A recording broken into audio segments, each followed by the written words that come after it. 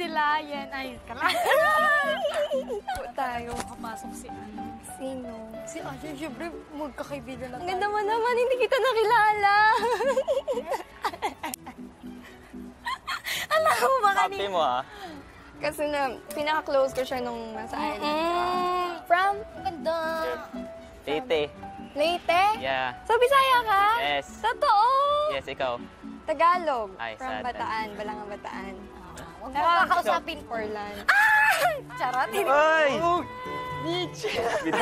Bitin. Bitin. Hi. Angela. Shoichi. Hi. Ay.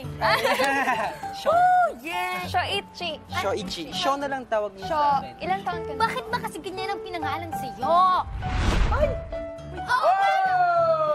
Hello po. Wait lang, Oh my God! Ang gwapo! Sila naman i-open natin. Sila naman Sila. Pare kayo. Chubby! Ay, naghahanap ka ha?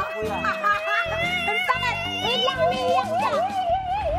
Alright, sa pagsasama-sama ng Teen Star Dreamers, ano nga kaya ang mga pagsubok na kakaharapin nila? Malalaman natin yan syempre sa mga susunod na araw. Pero sa ngayon, agad nating masasaksihan ang unang bigating hamon na pagdadaanan ng mga teen housemates. At kung ano yan, narito panoorin nating lahat. Basahin natin. Mitch, Yen, Angela, Shoichi.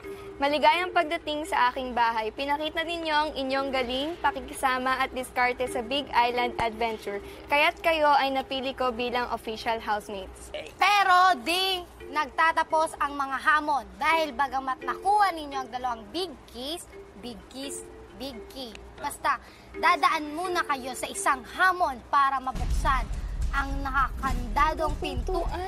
Tsaka ko ito ng aking bahay. Isa sa inyo ang magsisilbing human key na magsusuot ng isang helmet na may nakakabit na susi at gold bodysuit. Bilang human key, kailangan siyang buhatin ng ibang mga housemates habang dumadaan kayo sa isang obstacle course na magsisimula sa garden area papunta sa glass door. Good luck, Big Dapat yung Brother. mga payat lang. MG!